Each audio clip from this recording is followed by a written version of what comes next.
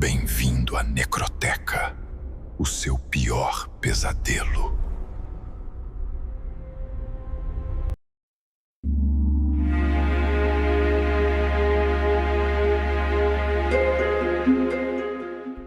A reputação do Dr. Arnaldo Peixoto o precedia.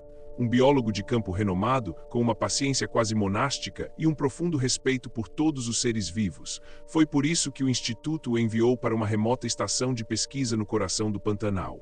O chamado Fora Urgente e Bizarro, algo estava massacrando as capivaras locais. Não era a obra de uma onça pintada. As carcaças encontradas nas margens lamacentas dos rios eram um espetáculo de violência desmedida. Estraçalhadas, não devoradas por fome, mas destruídas por uma fúria selvagem. Os ossos grandes eram quebrados, as peles rasgadas em tiras, como se a criatura estivesse em um frenesi de pura crueldade. Arnaldo sentiu um calafrio ao examinar a primeira carcaça. O cheiro de cobre e decomposição pairava pesado no ar úmido. As marcas dos dentes eram anormais, grandes demais e regulares. As marcas de garras eram profundas, sulcos paralelos que pareciam ter sido feitos com um ancinho de aço. Nenhum predador que conheço caça por ódio, murmurou ele para seu gravador, a voz tensa. Isto é uma abominação. As noites na estação eram um concerto de vida selvagem. Insetos zumbiam, sapos coachavam, e o som distante de um jacaré mergulhando na água era comum. Mas nas últimas noites, um silêncio antinatural caía sobre a mata por volta da meia-noite. Um silêncio pesado, expectante. Determinado a identificar o culpado, Arnaldo montou câmeras com sensor de movimento e decidiu fazer uma vigília pessoal. Posicionado em uma plataforma de observação elevada, a uns 100 metros de uma clareira onde uma família de capivaras costumava dormir. A noite caiu como um sudário. A lua, quase cheia, lançava uma luz pálida e fantasmagórica sobre a paisagem. O silêncio agourento começou pontualmente. O zumbido dos insetos cessou, os sons da água pararam, o ar ficou parado denso. Então ele ouviu um rosnado baixo gutural que não pertencia a nenhuma criatura que ele já tivesse catalogado. Vinha do brejo um som borbulhante e cheio de malícia. Das sombras da vegetação densa, uma figura emergiu. Era bípede, mas curvada, com a silhueta vagamente lupina que as lendas descreviam. Longos braços terminados em garras negras como obsidiana, um focinho alongado gotejando saliva e olhos que brilhavam com um vermelho doentio sob a luz da lua. Parecia um lobisomem, um pesadelo arrancado do folclore e plantado no coração do Brasil. O monstro se moveu com uma velocidade aterradora. Ignorou Arnaldo completamente, seu foco cravado nas capivaras adormecidas. O que se seguiu não foi uma caçada, foi um massacre. Gritos agudos e aterrorizados ecoaram pela noite, seguidos pelo som úmido de carne sendo rasgada e ossos quebrando. Movido por um impulso que era parte coragem e parte estupidez, Arnaldo disparou um dardo tranquilizante de seu rifle. Ele precisava de uma amostra, uma prova. O dardo atingiu o flanco da criatura. Ela parou, virando a cabeça lentamente em sua direção. Os olhos vermelhos fixaram-se nos seus e o rosnado transformou-se em um rugido que fez as árvores tremerem. Com um salto impossível, a besta alcançou a plataforma. Arnaldo mal teve tempo de gritar. Garras rasgaram o ar, despedaçando sua mochila e arranhando seu peito. O impacto o jogou da plataforma. Ele caiu desorientado no meio da clareira ensanguentada. Sua cabeça bateu em algo duro e a última coisa que sentiu foi o calor pegajoso do sangue das capivaras mortas encharcando suas roupas, sua pele e suas feridas abertas. Sua consciência se desvaneceu na escuridão. Ele acordou com os primeiros raios de sol em seu rosto. Estava deitado na lama, o cheiro de morte ainda impregnando o ar. Sentou-se, a cabeça latejando, esperando sentir a dor lancinante dos ferimentos. Não havia nada. Ele olhou para o peito, sua camisa estava rasgada, manchada de sangue seco, mas por baixo sua pele estava intacta, nem um único arranhão, era impossível, ele se lembrava das garras da dor. Confuso e trêmulo, voltou para a estação de pesquisa. Talvez ele tivesse desmaiado de medo antes do ataque, talvez a queda o tivesse nocauteado, mas o sangue em suas roupas era real, e o mais estranho, ele não sentia repulsa. Havia uma parte primitiva de seu cérebro que registrava o cheiro de sangue como familiar. Nos dias que se seguiram, uma estranha transformação começou a tomar conta dele. Ele se sentia mais forte, mais vivo. Seus sentidos estavam aguçados a um nível sobre-humano.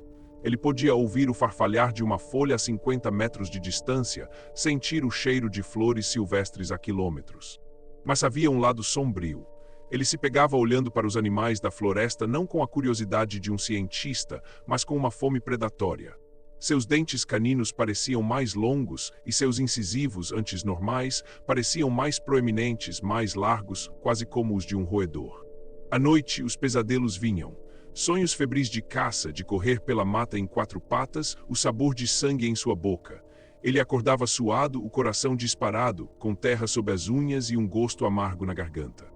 A verdade começou a se insinuar em sua mente, uma ideia tão monstruosa que ele tentou rejeitá-la com todas as forças. A criatura que ele viu. Seria possível que ela não o tivesse matado, mas, o infectado, o sangue das capivaras misturado ao seu próprio sangue em feridas abertas. Uma simbiose profana, uma praga nascida da violência. O ponto de ruptura veio em uma noite de lua cheia, a mesma lua que presenciara o ataque.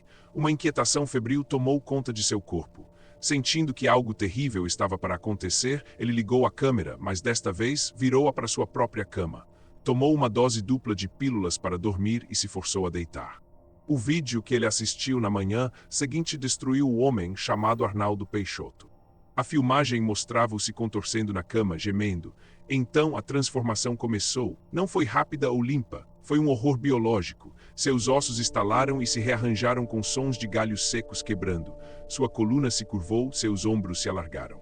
Pelos grossos e castanhos brotaram de sua pele em tufos.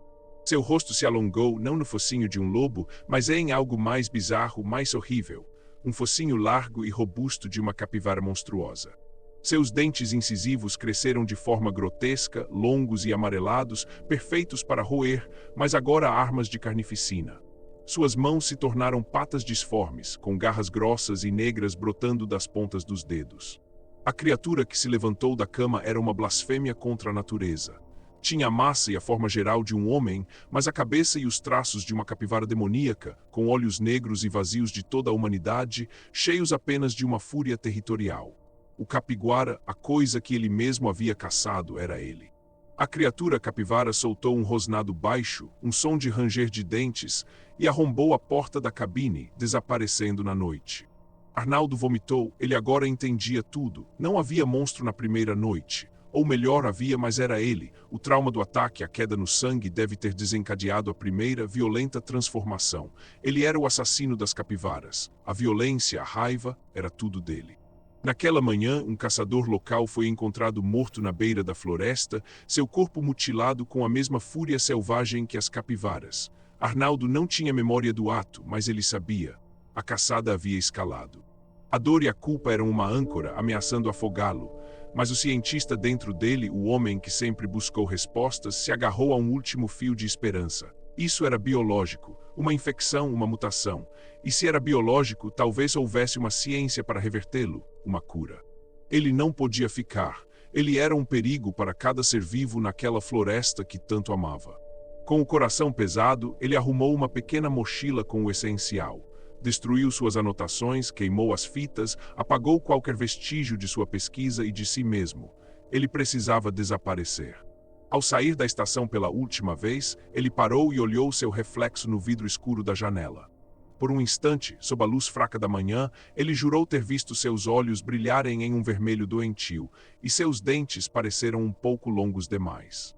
Ele se virou e caminhou para longe, não em direção à civilização, mas para as partes mais profundas e inexploradas do continente. Ele não sabia para onde estava indo, nem o que encontraria. Só sabia que precisava continuar se movendo, sempre à frente da lua cheia. A caçada não havia terminado, havia apenas mudado de presa, e agora a presa era a cura. Deixe um like, comente seu maior medo e inscreva-se no canal.